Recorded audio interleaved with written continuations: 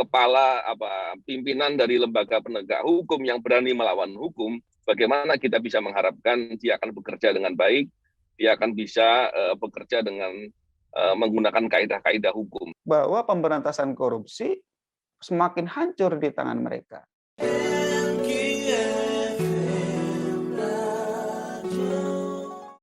Babak akhir penyingkiran 57 pegawai KPK, sahabat MQ. Anda mungkin sudah mengikuti beberapa informasi di lini masa terkait dengan adanya surat keputusan dari pimpinan KPK begitu ya, yang akan memberhentikan, di situ disebut pemecatan begitu ya, kepada mereka yang dinyatakan tidak memenuhi syarat dan juga yang tidak mengikuti pembinaan begitu, sahabat MQ. Pada tanggal 30 September nanti, tentunya mereka sudah akan diberhentikan dari status pegawai KPK. Sahabat MQ, Komisi Pemberantasan Korupsi atau KPK akhirnya mengumumkan pemberhentian terhadap 57 pegawai KPK yang tidak lolos tes wawasan kebangsaan atau TWK. Sebelumnya putusan Mahkamah Konstitusi dan juga Mahkamah Agung menegaskan tes wawasan kebangsaan tidak bertentangan dengan peraturan perundang-undangan. Namun di sisi lain, berdasarkan temuan Ombudsman RI terdapat maladministrasi dalam proses TWK. Komnas HAM juga telah memberikan rekomendasi terhadap Presiden Jokowi sebab TWK dinilai melanggar HAM. Pagi hari ini sahabat MQ, perbincangan kita di Bincang Sudut Pandang bersama dengan narasumber di pagi hari ini ada Pak Busyro Muqaddas, mantan Ketua KPK, Pak Novel Baswedan, penyidik senior KPK, dan juga ada Pak Zainur Rahman, peneliti Pusat Kajian Anti Korupsi UKAD UGM.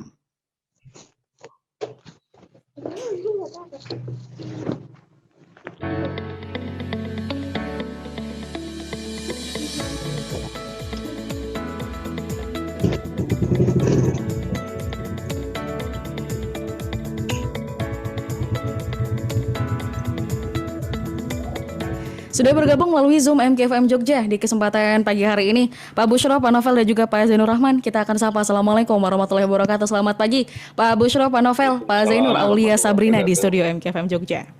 Waalaikumsalam warahmatullahi wabarakatuh. Terima kasih sudah bergabung dengan MKFM Jogja pagi ini begitu ya. Kita akan saya akan Novel Baswedan terlebih dahulu. Setelah dapat surat begitu ya, ini surat keputusan sudah langsung mendarat di meja masing-masing pertama kali, kemudian ketika melihat pun respon yang Pak Novel berikan ketika surat ini dia tentunya ini karena disebut awalnya 1 November begitu masih bisa bertugas sampai sana, namun ternyata ini lebih cepat. Seperti apa Pak Novel?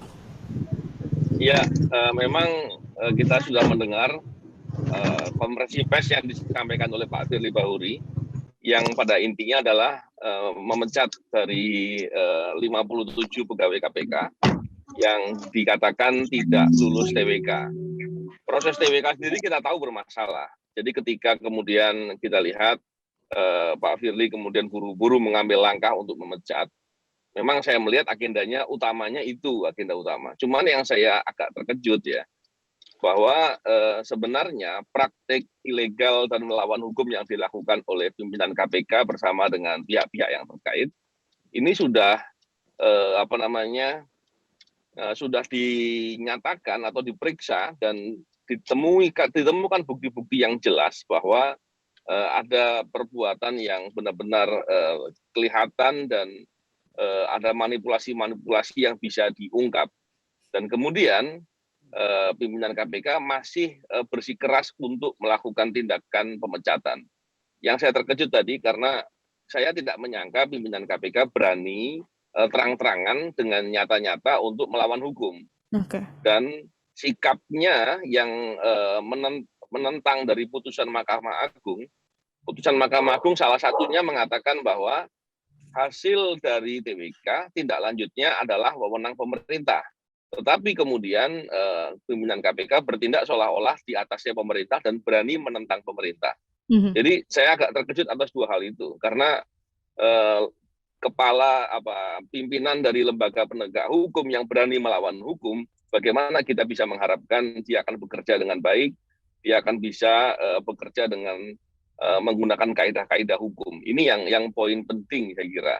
Ditambah lagi ketika sikapnya yang berani menentang atau tidak mempedulikan posisi pemerintah, bahkan merasa di atas pemerintah, bahkan dalam beberapa suatu kesempatan berani mengatakan bahwa atasan KPK adalah lampu dan langit-langit gitu ya. Jadi saya kira memang kelihatan arogansi dan menunjukkan bahwa pemerintah seperti seolah-olah di bawahnya dari mereka. Jadi ini yang membuat saya terkejut dan menurut saya ini parah sekali gitu ya, serius sekali masalah.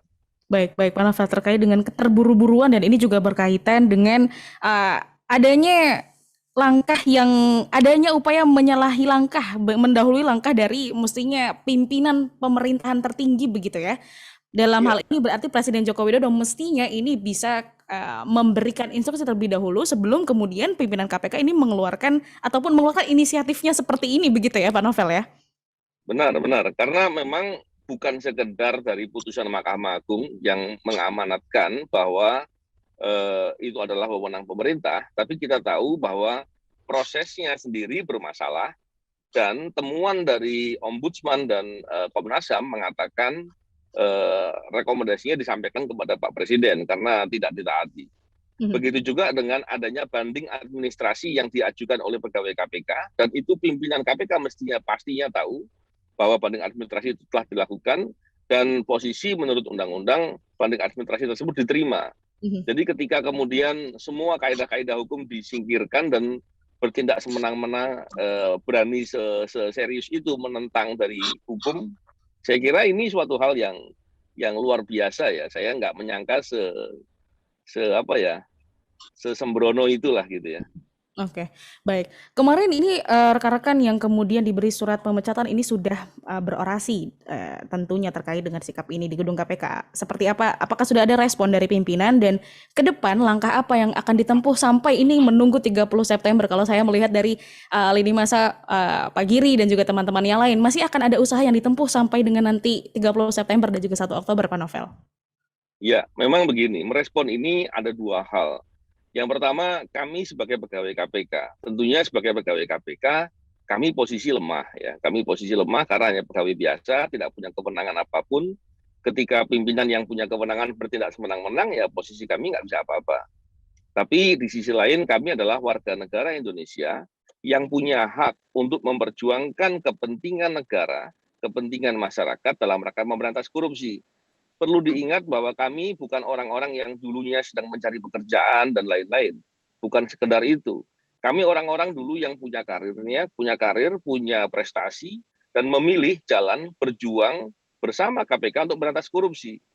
Terus kemudian disingkirkan dengan semena-mena, sehingga kami kehilangan hak untuk bisa memberantas korupsi, yang itu adalah kepentingan negara yang ingin kami perjuangkan. Sekalipun itu memberantas korupsi itu berat, kami ambil jalan itu karena itu suatu jalan mulia yang memang harus diambil.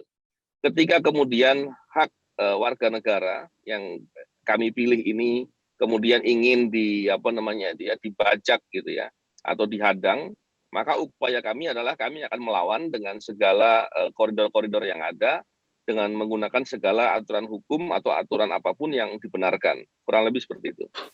Oke, baik, berarti ini masih akan ada upaya yang dilakukan oleh rekan-rekan begitu ya sampai nanti 30 September ke depan, Pak Novel, begitu ya? Iya, kurang lebih begitu, Mbak.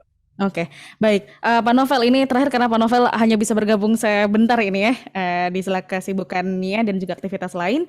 Ini tentunya kalau melihat rekam jejak tanpa diragukan tentunya Pak Novel ini berupaya memberantas korupsi dengan sungguh-sungguh rekan di sana. Ini kemarin terakhir mencuat juga Pak bahwa pegawai akan ditawarkan untuk masuk ke perusahaan BUMN lain. Apakah isu ini betul dan juga seperti apa kemudian rekan-rekan meresponnya, Pak Novel? Iya, begini ya. Memang benar itu ada tawaran dari pimpinan KPK yang disampaikan melalui pegawai KPK lainnya ataupun sekjen KPK. Perlu dipahami bahwa kami di KPK ini bukan sekedar bekerja, tapi berjuang untuk kepentingan memberantas korupsi. Kemudian mereka pula yang menyingkirkan dengan menggunakan akal-akalan atau hal-hal yang sebenarnya tidak diatur dalam undang-undang dan dipaksakan untuk bagaimana caranya untuk keluar. Padahal kami adalah orang yang konsisten untuk memberantas korupsi dan kami tidak mau dipengaruhi untuk cara-cara yang di luar dari berantas korupsi yang sebenarnya. Ketika kemudian kami disingkirkan, distigma pula, kemudian diminta untuk membuat surat pengunduran diri, dan kemudian diminta untuk membuat permohonan untuk disalurkan ke BUMN, ini suatu penghinaan. Apalagi kita tahu bahwa BUMN itu dalam melakukan rekrutmen, mereka ada tahapan, ada proses, dan lain-lain.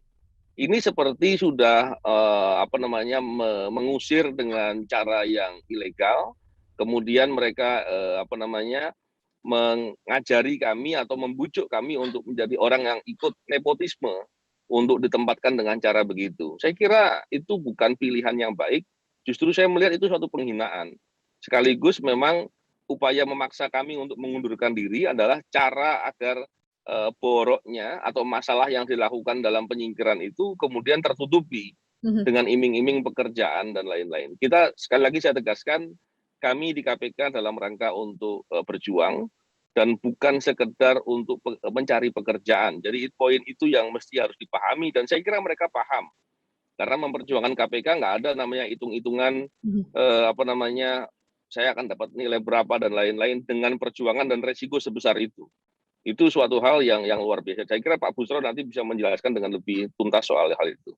Oke, baik Pak Novel. Terima kasih sudah bergabung di sela-sela aktivitasnya Pak Novel, pemberantas korupsi yang kini justru diberantas lembaga yang disematkan nama pemberantas korupsi itu sendiri. Selamat kembali melanjutkan aktivitas. Kami terus berjuang dan juga mendukung perjuangan Pak Novel dan juga rekan-rekan di sana. Terima kasih Pak Novel hari ini sudah meluangkan waktunya. Baik, terima kasih.